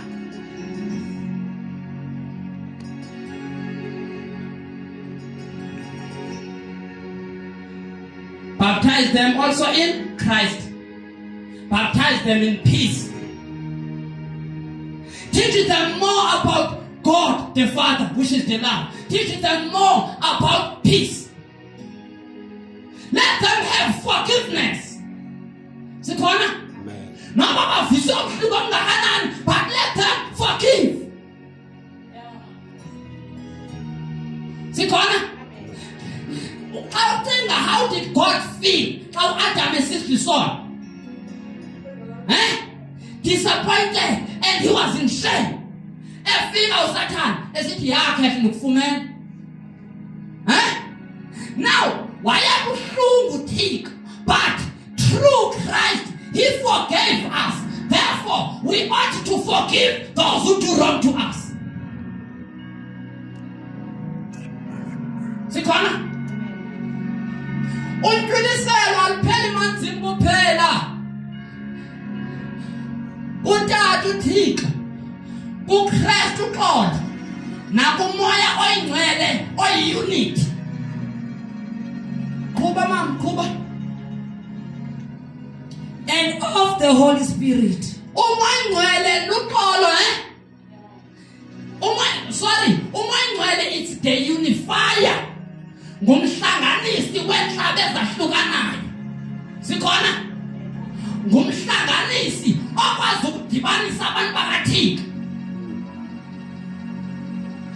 20 verse 20.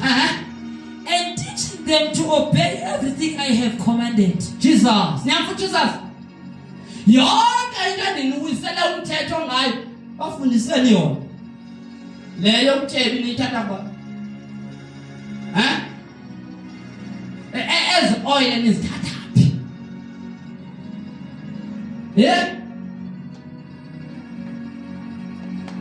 Ndifuna wonke umuntu omamelayo onamandla awathengisayo one-oil eyisebenzisayo, tell them that is not the gospel of Jesus. Teach them to obey le nto bendiyenza. Teach them yona.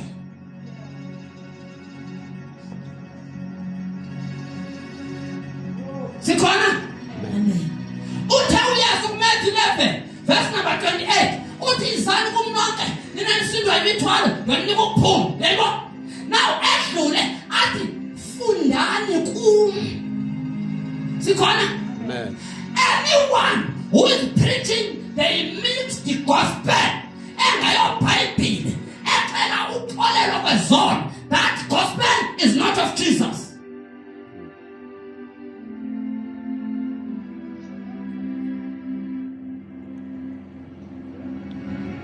Mark 16.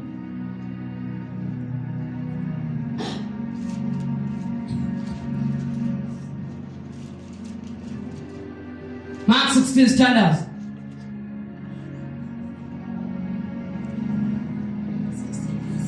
From verse 15.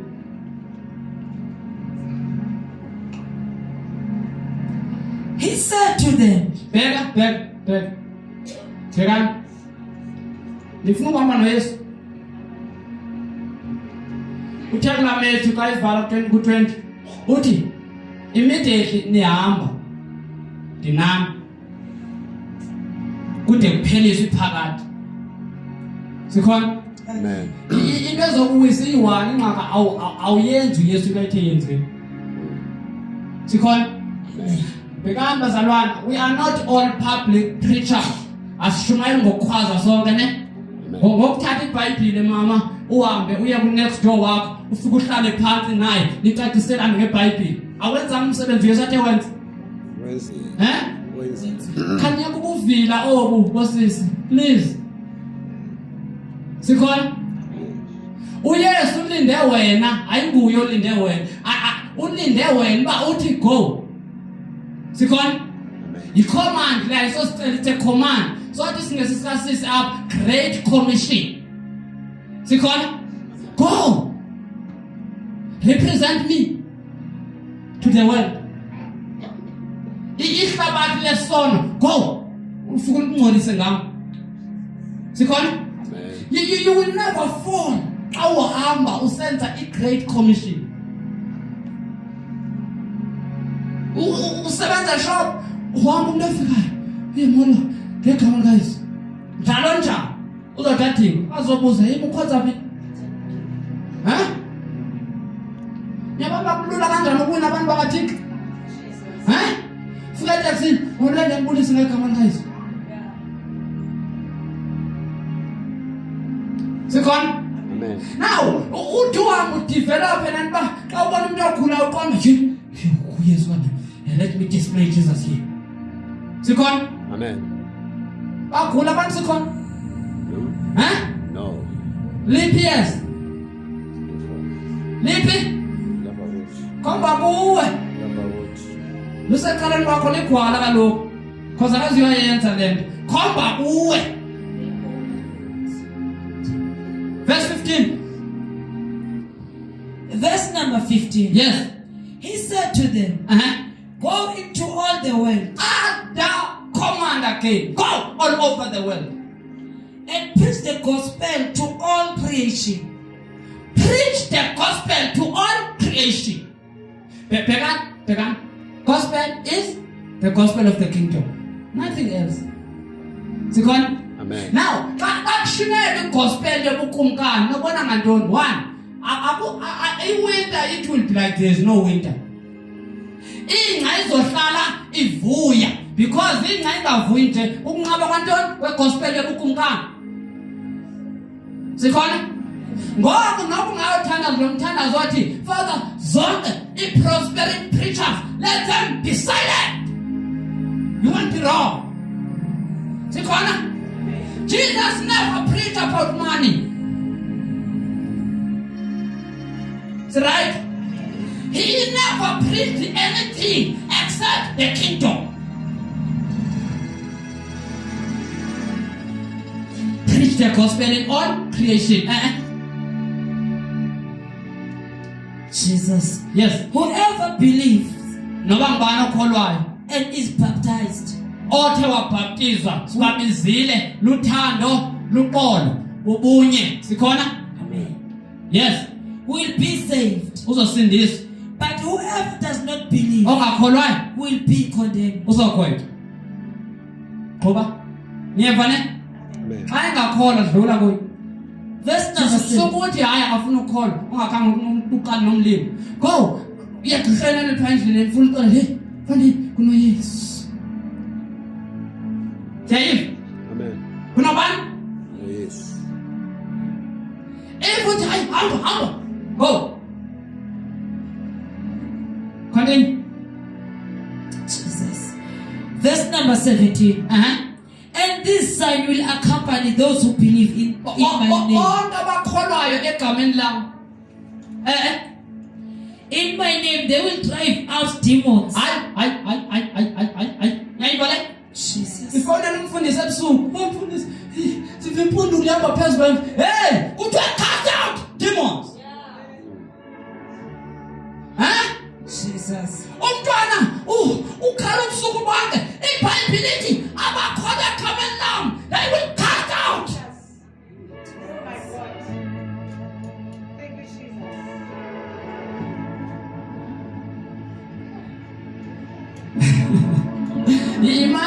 Man. Let me reverse your mind back. Do you know that abafundi bakaYesu bakhasta amadimoni bengakakholwa bengakasindiswa?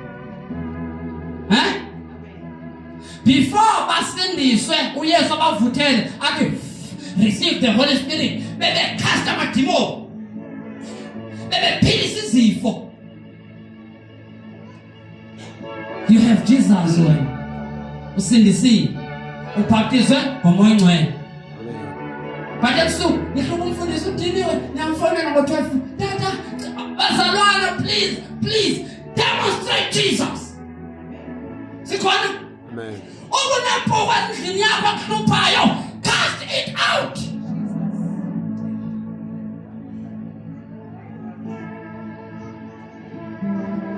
Utata uphisa ebusuku uyathandaza ngenxa yebandla phone qinqinqi xa yethi nguyakhala ukhalelana ukhalela ntoni niyamphoqa uYesu uyalila ebusuku, cast that demon out of him.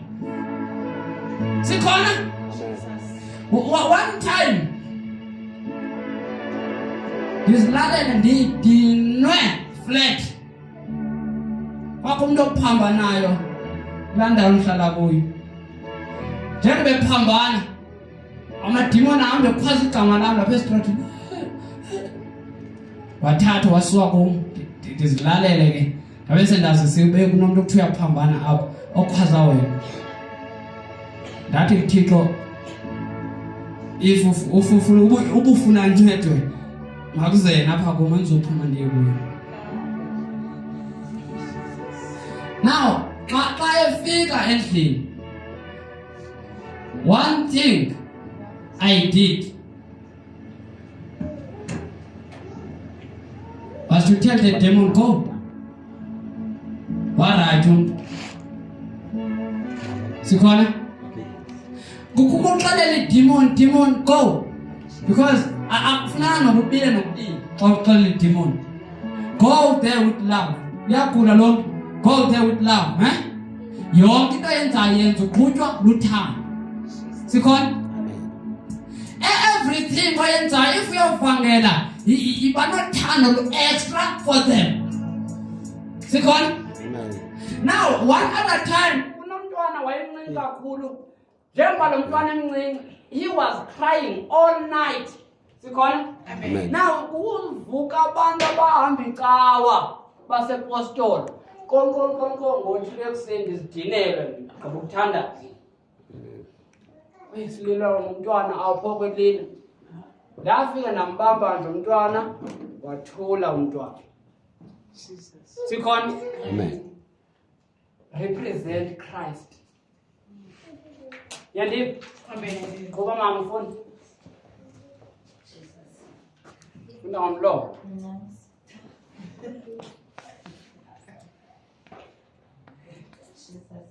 And this sign will accompany those who believe in my name. Bonke abakholwa egameni lami, ukhona ongakholwa kuYesu. Nonke niyakholwa. Nansi ke imiqondiso. Okokuqala yintoni? They will drive out demons. Uzowakhupha amadimoni. Sikhona? Ngithe amadimoni akavumelekanga phi emhlabeni. Sikhona? Hamba nalo ngqondo ngoku. Bamba lonke uba no demon is allowed where on earth. Then whenever ubona a demon, cast it out. Use the name of Jesus. And they will speak in new tongues. Aba bantu one akunyanzelekanga uthethe ngezithangi zethu uThixo asibhaptize ngazo, but your language will change. Awuzuba sathuka abantu. Xa umuntu ethe waphazama wakwebela uzomxolela. That's your tongue. Sikhona? Amen. Because into yokuqala uThixo ayisebenzayo, it is the mind of a human being. To transform it, okwesibili azotshintsha ulwimi. When you speak, kuthiwe why lo muntu ethetha kanje? Kubuzwe kuwe, yintoni wathetha kanje? Uthi hayi kaloku mina ndisindisiwe. Jesus. You represent Christ by your speech also. Sikhona? Amen. Ubungititshala, uxaba lo titshala why abantwana abangaka always going to report to him or to her. Jesus. Ubaxelele kaloku mna ndisindisiwe mna. Yeah. Sikhona? Amen. Qhubeka mama. They will pick up snakes with their hands. And they will drink deadly poison. Yes. And it will not hurt them. At all they will place their hands. On sick people they will get well. Noba ngophi xa ubeka isandla kogulayo yayiphi iBhayibhile lithi they will be healed. Sikhona? Intoni ke kuxaka, intoni ekubambileyo ubungayokwenza? Intoni ekubambileyo ubungayokwenza?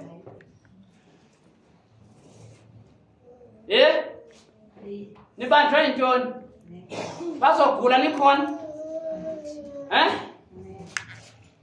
Hawuya kupha kuJohn, ngixolela ngexesha lenu. John chapter 14, verse 12. Thank you, Jesus. John 14, verse 12. Verse 12. Uh-huh. Very truly, Uh-huh. I tell you, Yes. whoever believes in me Nangu Yesu. Ewe. will do the works I have been doing. Le misebenzi bendiyenza okholwa kum uzoyenza. And they will do even greater things than this. Bhekani eminye imisebenzi enizoyenza ayizubhalwa eBhayibhileni. Sikhona? Amen. Ezinye izigulo azivele eBhayibhileni. Jesus. Xa ufuna uku-operator kwa-ministry of healing and deliverance, one banokholo phi ezwini likaThixo. Now awufika ubuze uphethwe yintoni mama. No, just call the sickness, go. Sihambe esikhulu. Sikhona? Amen. Nakwenza nengaphezulu kwale ndiyenzileyo kuthi uYesu. Nivile? Amen. Uzophinda usidelele? Amen. Uzophinda usidelele? Let's go and start it. Silinde ntoni? What are we waiting for? Bafowethu masihambe soyenzani le nto? Kuthiwa yena uba masiyenzeni. Sikhona? Amen. Kaloku kuthiwa yena wathi yabonani ndinani yonke imini. Kuthiwa yena uyabo? Amen. Noba umboni ngesiqu immediately uyakwenza. Uyayibo?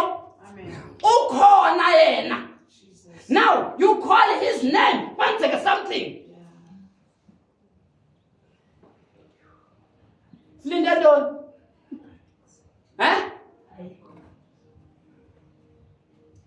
Silinde wenziwa abefundisi?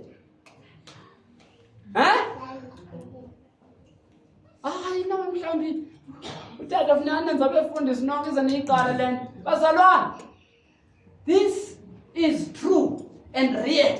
Take it as it is. Sikhona? Amen. nguYesu luthetha uthi nokwenza nengaphezu kwale ndiyenzileyo. Yeah.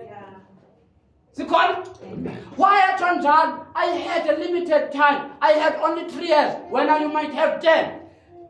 Yeah, now we can demonstrate my name to them. Heal the sick. Sikhona? Amen. Vusani nabafileyo. Amen. Kanye mvuselo kunemfundisi ke sithandazela uba ake kufisa idum noba ziyi-5 before kumiswe intelo.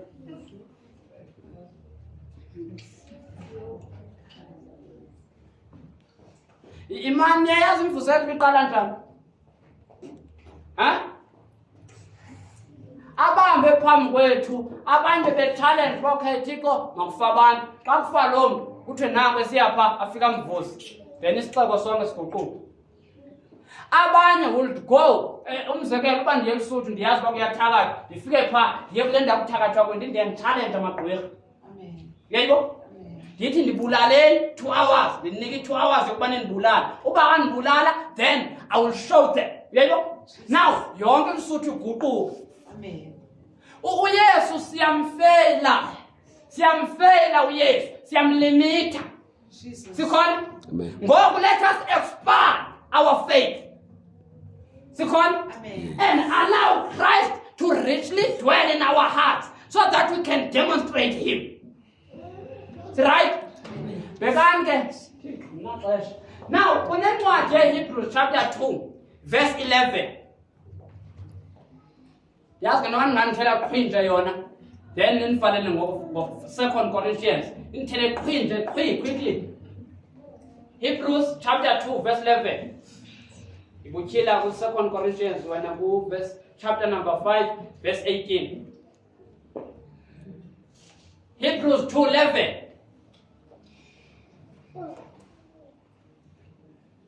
Jesus.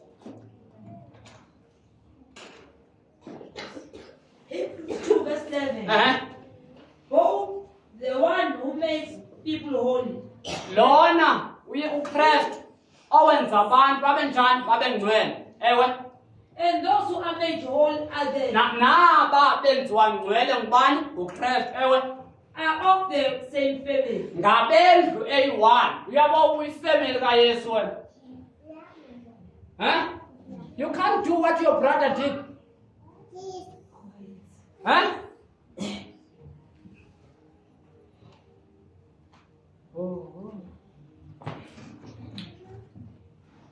Go and do what your brother did.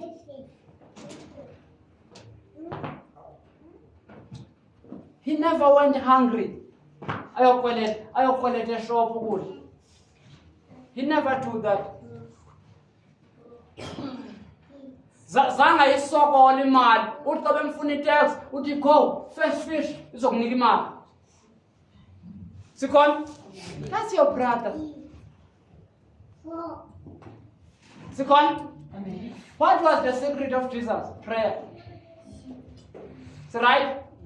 So, if now you can go and start to pray, ngomso ekuseni, if wasethi uzova ngawo, ubatyhe inkukhu Yesu osindisayo. Sikhona? Amen. Kuba mama, kuba. They are of one family. That's why, So Jesus is not ashamed to call them brothers and sisters. Hayi Jesus, Niyamfuthi Jesus uba aboye ukunibiza ngobhuti nosisi bakhe.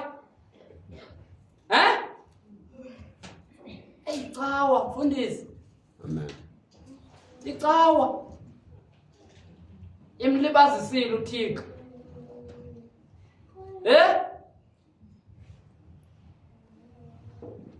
Nani nizongena icawa? Nisebatsha. Uzongena icawa nawe? Ngoba into ebambe abantu icawa religion. Sikhona? Jesus is not ashamed to say, Outlanders, Father, please hear my sister. She's praying now.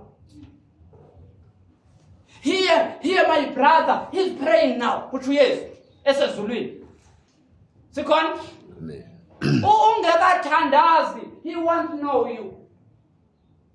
Sikhona? Isandla yakho ngokusukela yakho. Ku-2 Corinthians ke lo chapter 5:18 ne? 2 Corinthians chapter 5 verses 18. Yes. All this is from God, Yonke le nto ivela kuThixo. Ewe. who through Christ reconciled us to Who himself. through Christ. Sikhona? uKristu endithi wangena apha kubani? kuYesu. God reconcile wasixolelanisa naye uThixo ngoKristu. Ewe. And gave us the ministry of reconciliation. Akaphelele uThixo kusixoleleni. Wathi nathi ke masenze le nkonzo yokwenza uxolelaniso phakathi kwabantu kunye noThixo. Sikhona? Amen. Xa besela bayazi bakhona uxolo. Right? Besathakatha besenza amasiko because they don't know ukuba kukhona uxolelo lwezono. Ewe mfuni 19 is in the Christ God. usinikile iministry yayikuyesu yokuthini yokwenza uxolo phi ebantwini. Sikhona? uThixo wasinika wathi yeni use it. Sikhona? Amen. That is why ke esithi uYesu abazono nithena zibamba utsho kumakholwa uthi zobanjwa ngubani? uThixo. Abazono nithena zixolela uThixo uzozixolela. Sikhona? Now nansi indlela yokuyowina ababantu basela utshwala. 1 ibala inxila nawe. Andithi mothenga ibhiya ke. Yandiva ne? Phaya ekuthandazeni xelela uThixo uba Thixo ndim inxila. Uyabo? Zenza indoda enxilayo, uzenza umama onxilayo, uzenza umuntu omtsho onxilayo. Xa umisa phaa ukhwaza ngoYesu bazophuma ethaveni. Jesus. Siyamncisha uThixo abantu bakhe. Sisi. God was Ulambe kakhulu. God was reconciling the world to himself, not counting their trespasses. Niyayiva ne? Akababaleli izono zabo uThixo. Sikhona? Amen. He don't count their sins. Sikhona? Amen. That's how we must approach them. Sikhona?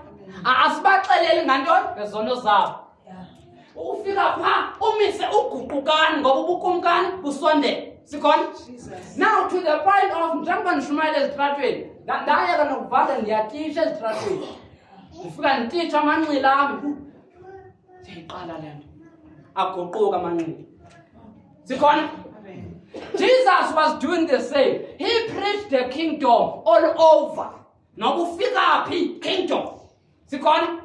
Ndayeka nokumamela amadoda amadala athi hayi akushunyelwa kanje kubantu abakasindiswa bazoya njani ecaweni ofunayo uzoyo ongafuniyo makangayi sikhona. Please saints, please let us preach the kingdom. Ukuxolelwa kwabantu kuxhomeka kubantu apha kuthi.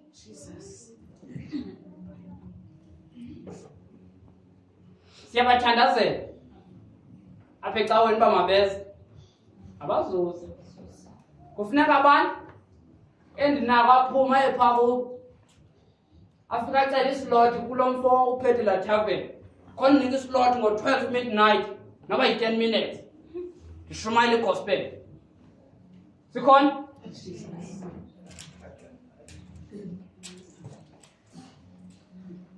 Oh yini Thixo akunempilo ndibuye lapha eGoli And entrusting to kandibuye ndibuye xa sishumayela lapha ethaveni phikana nenye ithaveni umfundisi kunethaveni okwandibonisa ne-play bank uthi iyahlupha seninzi kakhulu ithaveni ngifuna ithaveni amanxila kaThixo ngakaThixo amanxila ndifuna nendawo apho kuthakathwa khona amagqwirha ngabantu ngakaThixo sikhona. and entrusting to us the message of He trusted you.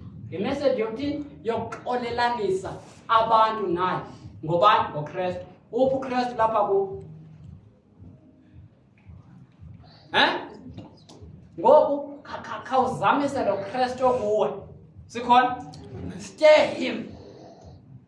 Ukuze ukwazi uba xa uthandaza uloko ulila uThixo ngenxa bangakholwayo. Sikhona? Amen. Therefore, we are ambassadors for Christ. Sizizigidimi zikaKristu. God making his appeal through us. uThixo usindisa abantu ngongathi uThixo uyala abantu usindisa abantu ngobani ngathi sikhona. Ubekwe emhlabeni ukuxolela abantu wabaxolela uThixo yabaxolela. We implore you on behalf of Christ. Pinda. We implore you on behalf of Christ. Siyaniyala on behalf of Christ. Sikhona? Uba repent, believe in the gospel, and your sins will be forgiven. Sikhona? Continue. Be reconciled to God. Be reconciled to God through Christ. Back to God. Psalms 22, verse 27. All the ends of the world will remember and turn to God. Sikhona? At verse 28. And all families of the earth, they will worship God. Sikhona? Now, okay, verse 21. Quickly. 21. For our sake, he made him to be sin. Ngenxa yam nawe uThixo wenza uKristu intoni isono. Sikhona? Amen. Ewe. Who knew no sin. So lanto yami ithi susoyika isono. Xa usoyika isono woyika abantu lutho lapha kuwo. Ngubani oweyikiwa ke? uThixo. Once you fear God, then you have 0% chance of doing sin. Sikhona? Amen. Xa usoyika isono, devil is laughing at you. Ngowami lo. Sikhona? Amen. So, sukoyika isono ngaphezu koThixo onako ukusihlangula senze ubulungisa bakhe. Continue. So that in him we might become the righteousness of God. NgoKristu senziwe ubulungisa bukabantu bukaThixo. Sikhona? All right, let me close like this. Psalm 22:27. Psalm 22 verse 27. Ebenzomfunda othetha ngeSouth Africa. Sikhona? ngonyana bathathu ngabakaNoah nguShem, nguJafet, nguHam. Sikhona? Amen. Now uHam okokuqala lo ungShem yiAsia continent, Asia. Lo onguJafet Europe. Ne? Lo onguHam iAfrica lesikuyo. Sikhona? Then uThixo, when he started the kingdom, uqale up ngoAbraham. Sikhona? Amen. Uthi Exodus 19:6 nizoba indlu yobukumkani nokwazisa kwinhlanga zonke. Sikhona? That's why kuphume uDavid up noYesu uphume up. Sikhona? Then Jesus came to Africa. He didn't go here. Sikhona? uYesu akazanga apha ngesipho uye pha. Sikhona? All right. Now Jesus died.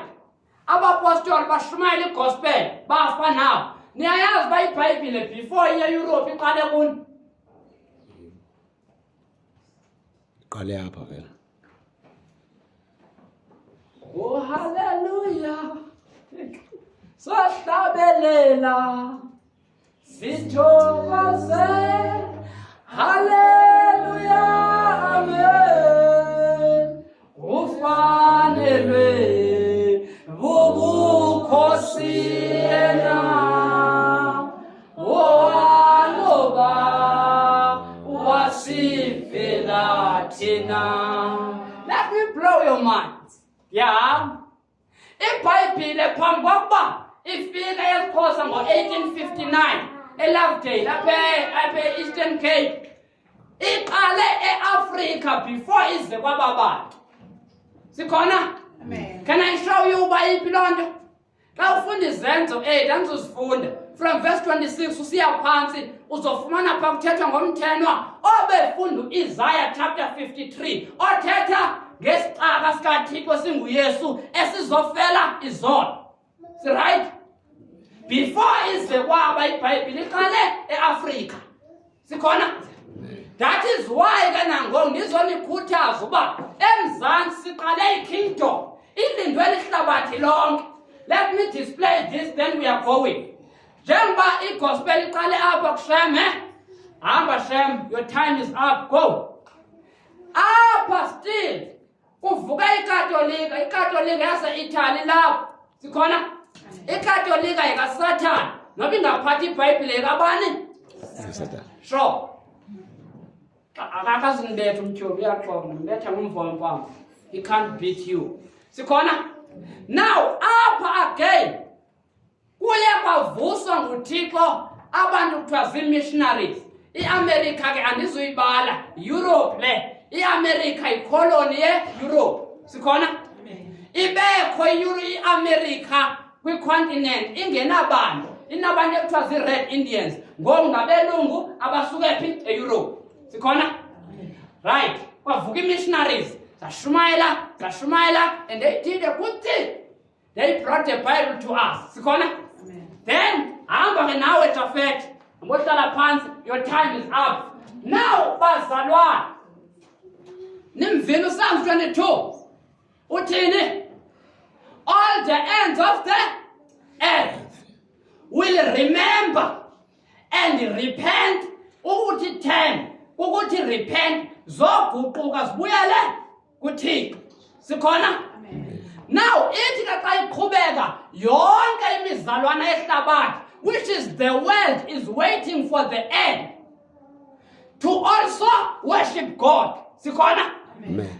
Ngoku njengoba ndimise iicontinent zintathu eyiphuthi pha enorth, iSouth Africa iphi? Nansi ezantsi. Sikhona? Amen. Ityala ke likuni ke ngoku. Uba nithini nina after this? I-assignment iphi? Good. Sizokwenza. Yeah. Simbonile uYesu. Yep. Wathi andinantloni zokunibiza sister. Sikhona? Ungana xa uthandaza. Father, I pray in the name of my brother Jesus. Andinentloni. Now uzoba nenhloni. Lo ninenhloni bazalwane. Now, njengoba ndithi iAfrika yonke ixhomekeke kulo muntu oyiSouth Africa. Sikhona? Amen. ISouth Africa engakhange ihlabelelele yona kwakwi-national anthem wayengaphazami inokusontoka. Uba wayefunda iBhayibhile nama ndimazi but wayephefumlelwe ngumoya kaThixo. Sikhona? Nowayethiya elilizwe. ISouth Africa worldwide is the only nation any direction your continent, which is Nina control Africa. How to control Africa? NgokweBhayibhile. Sikhona? Amen. Asivaleni. Ngiyamnola. Baba nesimengenya. Nyoka Africa ngizoma